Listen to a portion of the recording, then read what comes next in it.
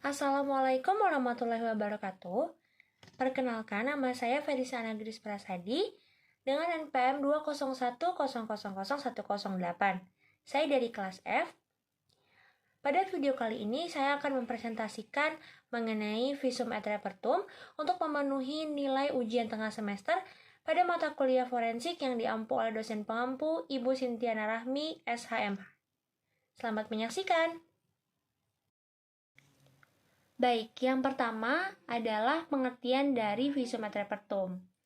Jadi, pengertian dari Visum et Repertum itu sendiri merupakan suatu laporan tertulis yang dibuat oleh dokter yang mana berdasarkan sumpahnya dan dilakukan berdasarkan atas apa yang dia lihat, apa yang diketemukan atas bukti fisik, hidup, ataupun mayat, ataupun barang bukti lainnya, yang mana dilakukan pemeriksaan dengan pengetahuan yang sebaik-baiknya. Lalu, ada pengertian Visum et Repertum menurut Subekti dan juga Citra Sudibyo.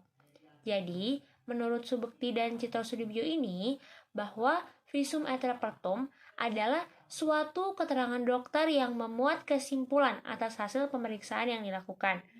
Yang mana misalnya, pemeriksaan terhadap mayat seseorang, maka dari sana bisa diketemukan apa penyebab atau akibat dari kematian seseorang tersebut. Lalu selanjutnya ada dasar hukum dari Visum et Repertum. Yang mana dasar hukum dari Visum et Repertum ini yang pertama Statdat nomor 350 tahun 1937 tentang visa reperta. Lalu yang kedua ada pasal 133 ayat 2 KUHP yang menjelaskan bahwa permintaan keterangan ahli yang sebagaimana dimaksud itu dilakukan secara tertulis, yang mana dalam surat tersebut sudah disebutkan secara tegas bahwa dilakukan adanya pemeriksaan, baik itu luka mayat maupun pemeriksaan bedah mayat. Jadi dalam pasal 133 ayat 2 KUHP ini sudah menjelaskan bahwa adanya permintaan keterangan ahli yang dilakukan secara tertulis itulah yang merupakan Visum et Repertum, yang mana di dalamnya ada pemeriksaan luka mayat atau pemeriksaan bedah mayat. Lalu yang ketiga ada pasal 184 KUHP tentang alat bukti yang sah. Yang keempat ada pasal 187 KUHP yaitu surat dari seseorang keterangan ahli yang mana memuat pendapatnya berdasarkan keahliannya itu bisa dimintakan secara resmi kepadanya. Yang mana surat dari seseorang keterangan ahli ini yang merupakan Visum et Repertum. Lalu pasal 1 angka 28 KUHP yang menjelaskan bahwa keterangan ahli itu adalah keterangan yang dibuat oleh seorang ahli berdasarkan keahliannya. Jadi keterangannya itu dibuat oleh seorang ahli yang memiliki keahlian khusus di bidangnya, yang mana bisa digunakan untuk membuat terangnya suatu perkara pidana dalam kepentingan pemeriksaan. Dan keterangan ahli inilah yang dimaksud dengan Visum et Repertum. Lalu ada pasal 179 KUHP. Selain itu, untuk aturan-aturan di luar KUHP yang saya gunakan, yaitu ada PP nomor 10 tahun 1966 tentang wajib simpan rahasia kedokteran, yang mana untuk Visum et Repertum ini sendiri wajib disimpan rahasia, yaitu sebagai rekam medis, yang mana tenaga-tenaga kesehatan ini yang mengetahui pemeriksaan forensik Visum et Repertum tersebut wajib menjaga kerahasiaan dari Visum et Repertum itu sendiri. Selanjutnya ada jenis-jenis Visum et Repertum berdasarkan sifatnya. Itu terbagi menjadi 3. Jadi yang pertama ada Visum et Repertum sementara, yang mana Visum et Repertum sementara ini diberikan kepada korban yang dinyatakan korbannya ini ternyata memerlukan pemeriksaan yang lebih lanjut. Kemudian biasanya dilakukan sebagai bukti awal permulaan dari penyidikan. Lalu yang kedua ada Visum et Repertum lanjutan. Jadi Visum et Repertum lanjutan ini diberikan kepada korban yang sudah dinyatakan baik itu sembuh, meninggal, ataupun pindah ke dokter lain.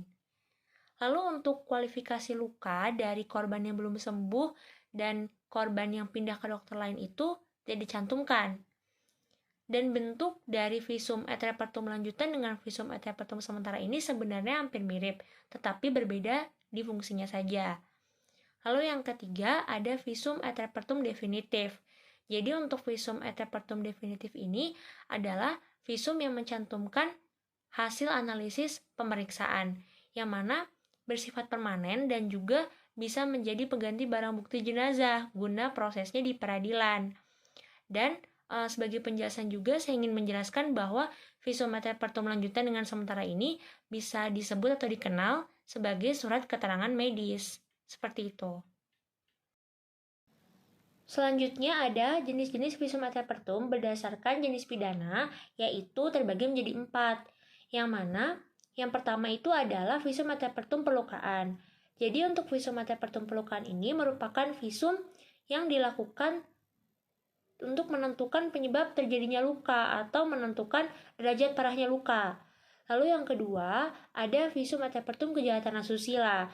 Jadi visum et repertum kejahatan asusila ini dilakukan terhadap korban kejahatan asusila, yang mana objek pemeriksaannya adalah adanya dugaan persetubuhan yang diancam oleh Kitab Undang-Undang Hukum Pidana.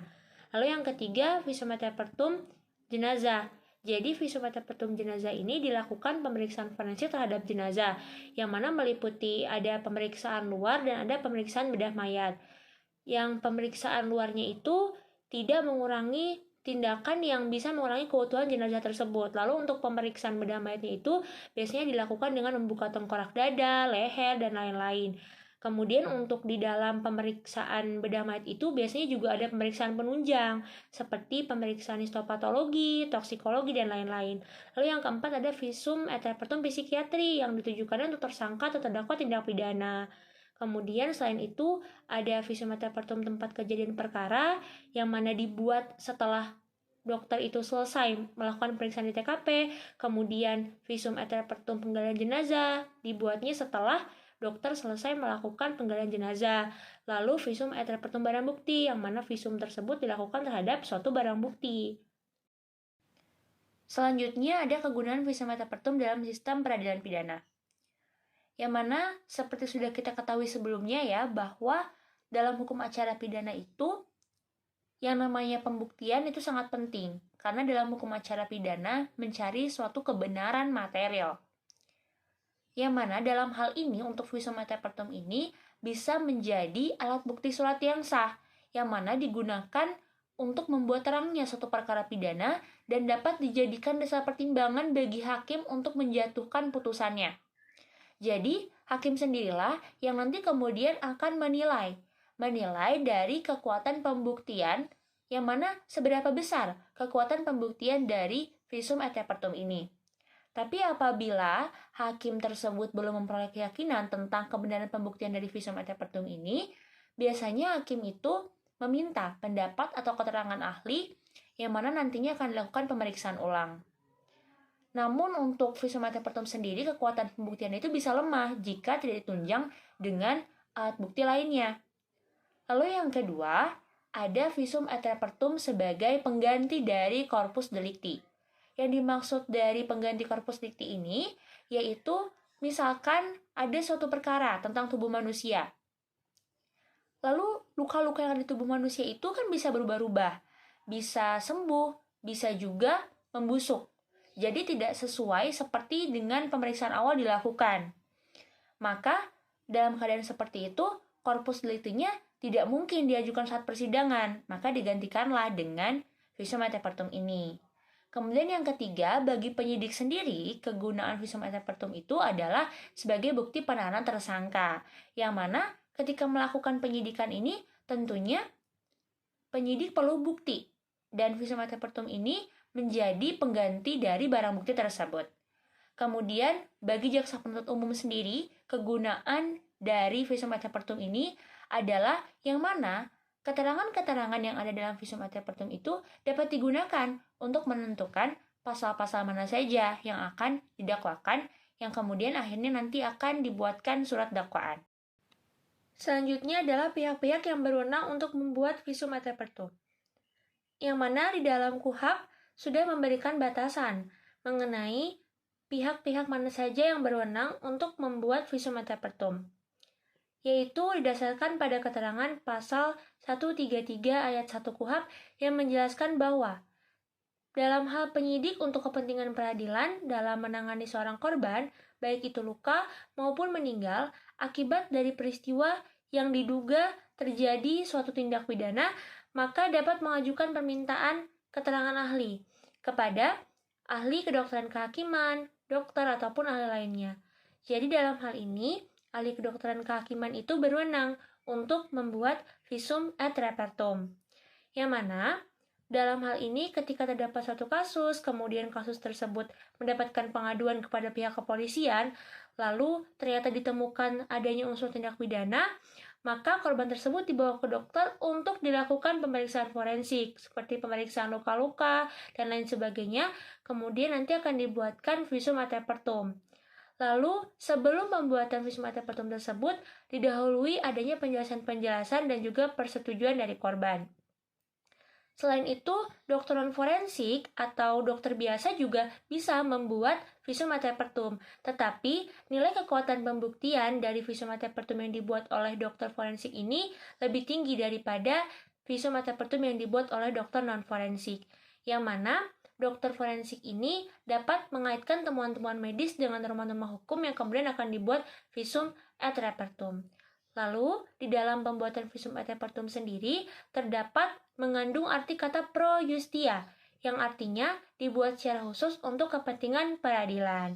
Jadi, visum et repertum ini dibuat secara khusus untuk adanya kepentingan peradilan. Kemudian, dalam hal pembuatan visum et repertum ini yang memuat hasil pemeriksaan, maka dapat dituliskan baik itu di bagian pemberitaan dan juga dapat dituangkan di bagian kesimpulan yang memuat pendapat keterangan dari dokter ahli. Sekian penjelasan dari saya mengenai materi visum et repertum. Semoga dapat menambah wawasan ilmu pengetahuan bagi kita semua. Terima kasih kepada yang telah menyaksikan video ini. Wassalamualaikum warahmatullahi wabarakatuh.